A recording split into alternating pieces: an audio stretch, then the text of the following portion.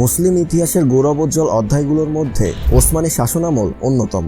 1299 সাল থেকে 1924 সাল পর্যন্ত দীর্ঘ 625 বছর ধরে গোটা বিশ্বের অনেকটা শাসন করেছে ওসমানীয় শাসকগণ। এ দীর্ঘ সময় মোট 37 জন ওসমানীয় সুলতান ক্ষমতায় এসেছেন। 15 শতকের মাঝামাঝি বাগদাদ কেন্দ্রিক আব্বাসীয় খেলাফত ধ্বংস হয়ে গেলে ওসমানী খেলাফতের নামে তারা আরও শক্তিশালী শাসন ব্যবস্থা গড়ে তোলে। 1500 বছরের পুরনো বাইজেন্টাইন সাম্রাজ্য এই ওসমানী শাসকদের হাতেই ধ্বংস হয়েছিল। 52 লাখ বর্গ কিলোমিটারের সাবেক ওসমানীয় সাম্রাজ্যের অঞ্চলগুলো বর্তমানে 49টি স্বাধীন রাষ্ট্রে পরিণত হয়েছে। কিন্তু কিভাবে সুবিশালী সাম্রাজ্যের গোড়াপত্তন শুরু হয়েছিল? আনরেভেল সিক্রেটের আজকের পর্বে আপনাদের সেই ইতিহাসে ফিরিয়ে নিয়ে যাব। ওসমানী সাম্রাজ্যের স্বপ্নদ্রষ্টা আর্তুগুল গাজী ছিলেন তুর্কি বংশোদ্ভূত কাই গোত্রের প্রধান। কাই গোত্র মধ্য এশিয়ার চেঙ্গিস খানের আগ্রাসনের শিকার হয়ে আনাতোলিয়া চলে এসেছিল। বর্তমানে তুরস্কের এশিয়া অংশ আনাতোলিয়া নামে পরিচিত। কাই গোত্রের প্রধান আর্তুগুল গাজী সর্বপ্রথম রোম সালতানাতের সমর্থনে উত্তর পশ্চিম আনাতোলিয়ায় শাসন শুরু করেন। পরে মঙ্গলদের আক্রমণের ফলে বাইজেন্টাইন সাম্রাজ্য দুর্বল হয়ে পড়লে আর্তুগুল সে অঞ্চলে অভিযান চালান। এরকম এক অভিযানে তিনি সগুদ জয় করে সে এলাকাকে রাজধানী হিসেবে ঘোষণা করেন। 1258 সালে এই সেগুতেই ওসমানীয় সাম্রাজ্যের প্রতিষ্ঠাতা ওসমান গাজী জন্মগ্রহণ করেন। 1299 সালে আর্তুগুল গাজী মারা যাওয়ার পর ওসমান গাজী বে হিসেবে নিযুক্ত হন। বে হলো বেগ বা প্রধান। বে বা বেগ শাসিত রাজ্যকে বেইলিক বলা হতো। ওসমানী সাম্রাজ্যের প্রধান ওসমান গাজী উত্তর পশ্চিম আনাতোলিয়ায় বেইলিকের প্রধান ছিলেন। উত্তর পশ্চিম আনাতোলিয়ার এই সালতানাতই পরবর্তীতে বিশ্বের এক পরাশক্তিতে রূপ নেয়। এদিকে ভঙ্গুর হয়ে থাকা রোম সাম্রাজ্য 1400 শতকের দিকে এসে পুরোপুরি নিঃশেষ হয়। এরপর দৃশ্যপটে আসে ওসমানী সাম্রাজ্য। রোম সালতানাতের পতনের ফলে এই সাম্রাজ্যের অন্তর্গত বেইলিকগুলো নিজেদের স্বাধীনতা ঘোষণা করে। এরপর ওসমান গাজী এই বেইলিকগুলোকে জয়ের মাধ্যমে নিজের সাম্রাজ্যের অধিভুক্ত করে নেন। এছাড়া সাকারা নদীর পশ্চিমাঞ্চল, এক্সিসেইরের দক্ষিণ ভাগ, অলিম্পাস পর্বত ও মারমারা সাগরের উত্তর পশ্চিমাঞ্চল তার সাম্রাজ্যভুক্ত হয়। এক্সিসেইর, বিলেজিক, ইনোনো থেকে শুরু করে ইয়েনিসেইরের বিভিন্ন গুরুত্বপূর্ণ দুর্গ ও নগর নিজেদের দখলে নিয়ে নেয় ওসমান বাহিনী।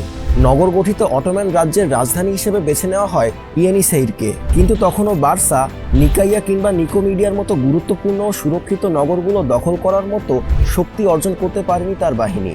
অলিম্পাস পর্বতের পাদদেশে অবস্থিত বার্সা ছিল বেশ সুরক্ষিত এক নগরী। এর চারদিক ছিল উঁচু দেওয়াল দিয়ে ঘেরা। সেই সাথে বিভিন্ন দুর্গ ও প্রতিরক্ষা টাওয়ার প্রতিনিয়ত এর নিরাপত্তা নিশ্চিত করে চলেছিল। কিন্তু ওসমান দমে যাওয়ার পাত্র ছিলেন না। শেষ পর্যন্ত 1326 সালের 6 এপ্রিল তার বাহিনী এই অঞ্চলের দখল নেয়। বার্সা জয় ছিল অটোম্যান তথা ওসমানী সাম্রাজ্যের জন্য অত্যন্ত গুরুত্বপূর্ণ এক ঘটনা। এতদিন ধরে নানা যুদ্ধে ওসমান গাজী জয় পেলেও সেগুলো ছিল বিভিন্ন বর্বর জাতির বিরুদ্ধে জয়। অন্যদিকে বার্সা ছিল তৎকালীন এক গুরুত্বপূর্ণ বাণিজ্যিক কেন্দ্র। এ জয়ের ফলে মধ্যপ্রাচ্য ও উত্তর ইউরোপের রাজনৈতিক, অর্থনৈতিক মানচিত্রে এক গুরুত্বপূর্ণ অংশ হয়ে ওঠে অটোম্যানরা। অবশ্য ততদিনে বয়সের ভারে নুয়ে পড়েছিলেন ওসমান গাজী। বয়সজনিত নানা অসুস্থতার জন্য তখন বড় ছেলে ওরহান গাজীর হাতেই নিজ বাহিনীর দায়িত্ব অর্পণ করেছিলেন তিনি। তবে 1326 সালে আনুষ্ঠানিকভাবে সিংহাসন পেলেও সাম্রাজ্য পরিচালনার দায়িত্ব আরও আগেই পেয়েছিলেন ওরহান গাজী।